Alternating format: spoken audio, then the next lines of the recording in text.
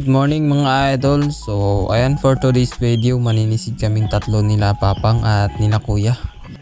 Bagong lahat mga idol, gusto kong magpasalamat sa mga bagong subscribers natin at dahil sa inyo naabot na natin ng 292 subscribers sa ating YouTube. So mga idol, ito nga yung traditional spearfishing na ginagamit namin sa pamana.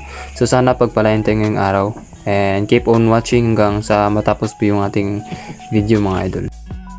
Ayun nga mga idol, after ng ilang minutong biyahe ay nakarating na kami sa spot at ayan na yung pinakamalinaw na tubig na sisisirin natin ngayong araw.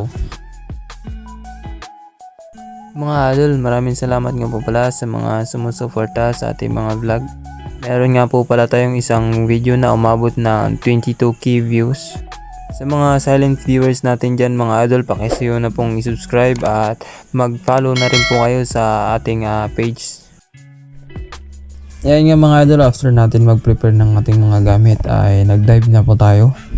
So ayan, nangahunting na po ako ng isda. Sa part na to ay meron po ako nakita na grupo ng mga isda. So ayan, may shot po tayo dyan. Sayang nga po, ang ganda po sana ng pagkakatama. Ang problema lang ay dumaplis lang yung bala ng pala natin at nakabitaw. May sugat na po yung isda. Sayang nga lang mga idol, hindi natin nakuha yung isdang yun. May ulam na sana natin yun.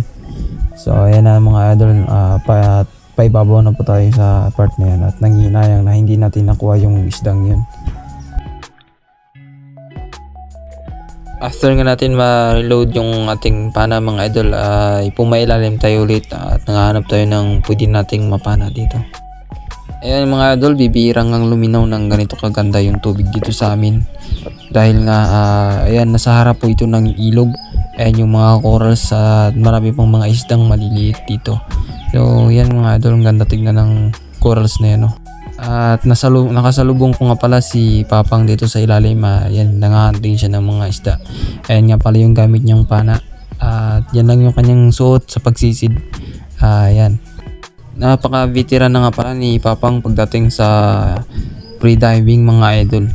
Dahil 40 years na pong yan ang trabaho ni Papang namin mga idol. Ito nga mga idol, minapanang isda si Kuya at kailangan daw ng second shot. Ito nga pinana ko na siya para siguradong hindi makabitaw.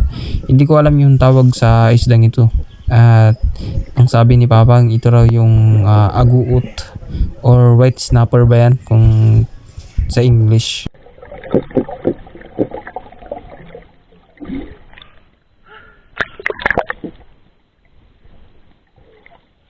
Mga idol.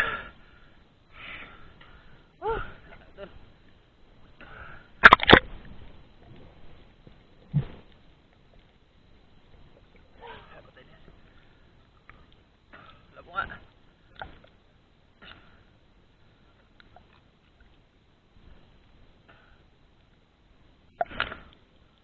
Ha? Kala ko takitok. Sabi. Gagagag. Ito pala eh. Hindi ko takitok.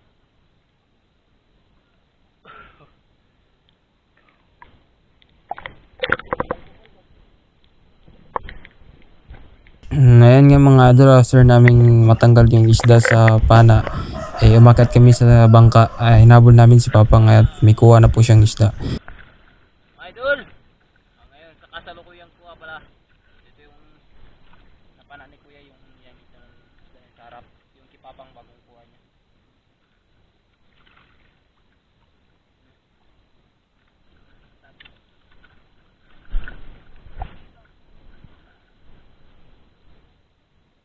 Mga idol, lipat kami ng spot.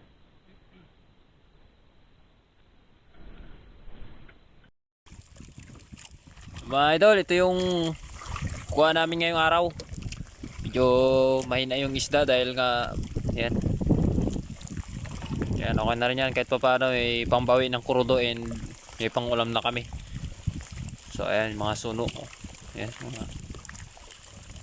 so ayan mga idol, thank you for watching. Don't forget to subscribe and follow. Yun.